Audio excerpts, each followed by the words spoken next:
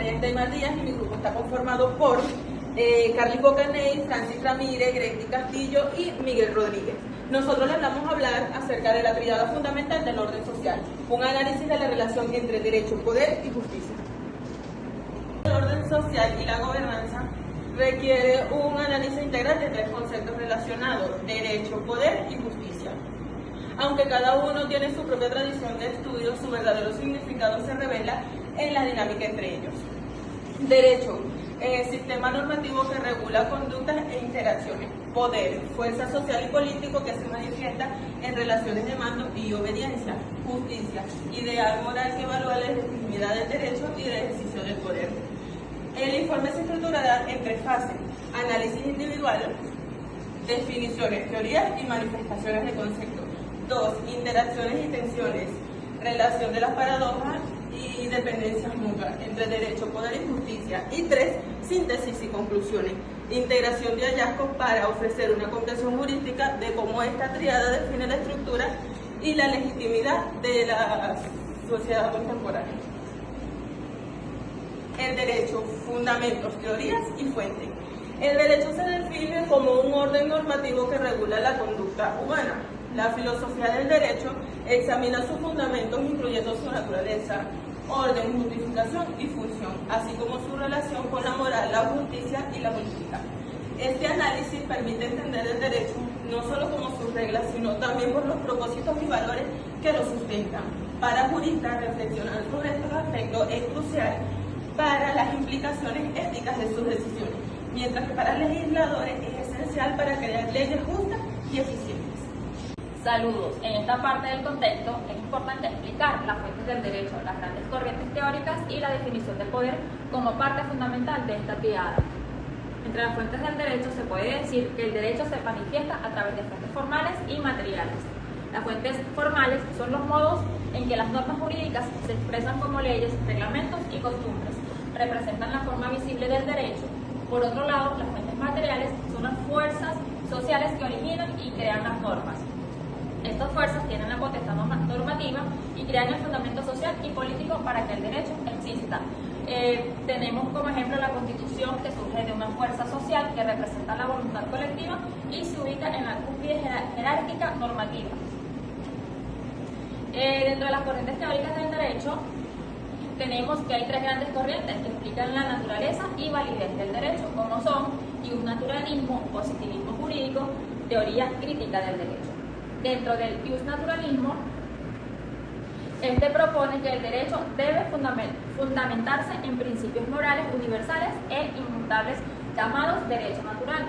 Para los iusnaturalistas, una ley injusta carece de validez moral, incluso si fue creada legalmente. Incluye variantes como el iusnaturalismo teológico y racionalista. Dentro del positivismo jurídico, tenemos que este defiende la separación estricta entre derecho y moral. La validez de una norma depende exclusivamente de su creación conforme a un proceso legal correcto dentro de un sistema jerárquico de normas. Hans Kelsen, con su teoría pura del derecho, es su exponente más conocido, enfocándose en un análisis jurídico desvinculado de valores sociales o éticos. Dentro de la teoría crítica del derecho, tenemos que este rechaza la presunta neutralidad del discurso jurídico positivista, muestra cómo el derecho es una herramienta para el ejercicio y perpetuación del poder. El otro punto a desarrollar es la definición del poder. El poder es una relación social que implica la capacidad de imponer la propia voluntad, incluso contra la resistencia de otros. Es indispensable para el orden social y la convivencia, pues establece reglas mínimas para la vida en la comunidad, garantizando la libertad dentro de un marco organizado.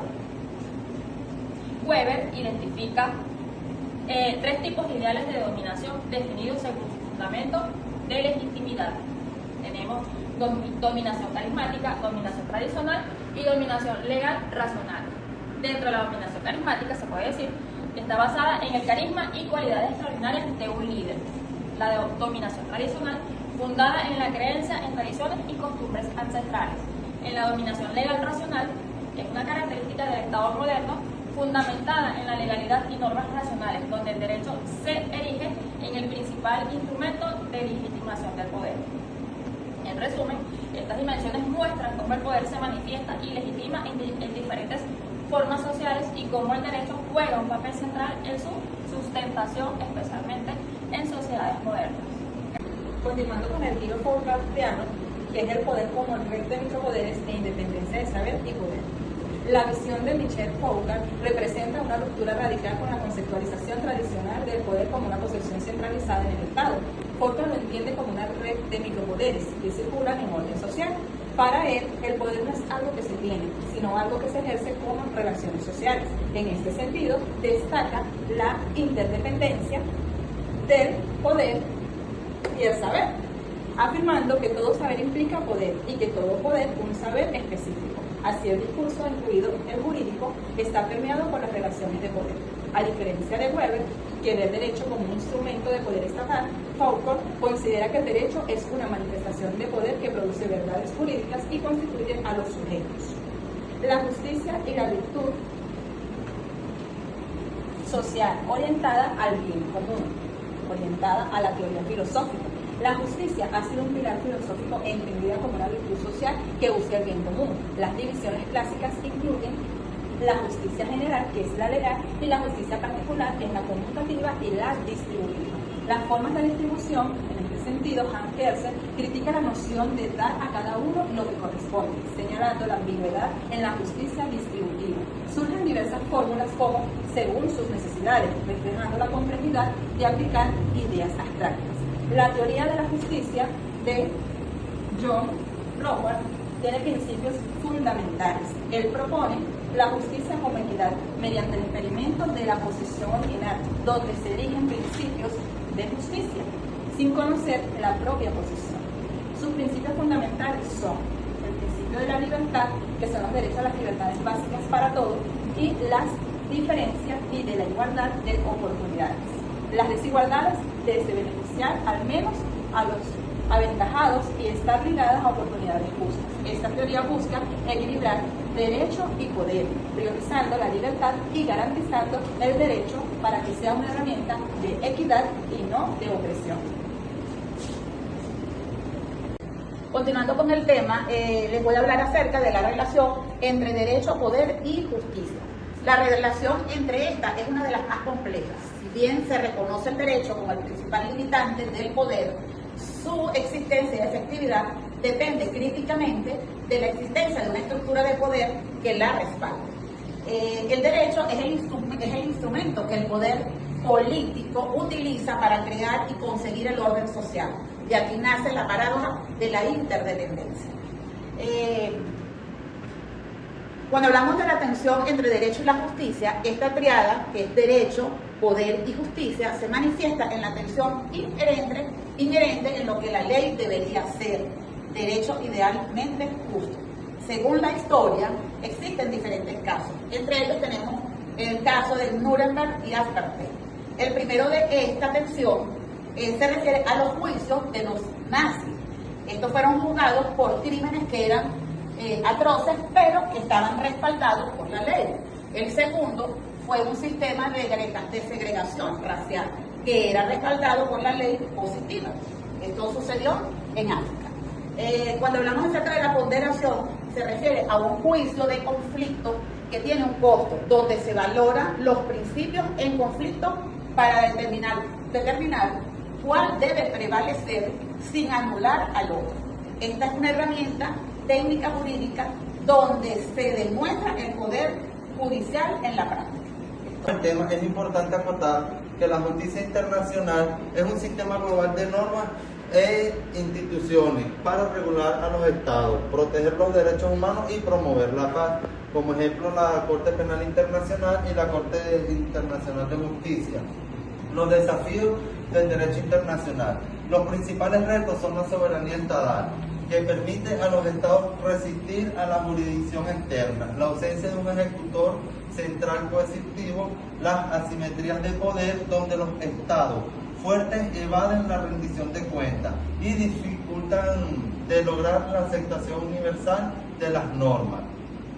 Efectividad y aceptación por parte de los estados. El derecho internacional es ampliamente efectivo en áreas de interés mutuo, comercio y telecomunicaciones, debido a la reciprocidad y el consentimiento de los estados. La efectividad se basa en la presión diplomática y la pérdida de legitimidad. Sin embargo, disminuye en casos de alta política o cuando las violaciones provienen de grandes potencias. La tríada del derecho, poder y justicia es fundamental para entender la estructura social. El derecho, poder y justicia es la extensión de la justicia social global que requiere la alineación de esta tríada. El derecho es el marco que establece las reglas. El poder es la fuerza necesaria para aplicar el derecho. La justicia es el objetivo ético, equidad, derechos humanos. Para que la justicia prevalezca, el poder debe estar subordinado al derecho, con el fin de alcanzar la justicia. Cuando el poder ignora la ley, la justicia social fracasa. Como reflexión final, acotamos que la búsqueda de la justicia como motor de cambio y equidad. Gracias.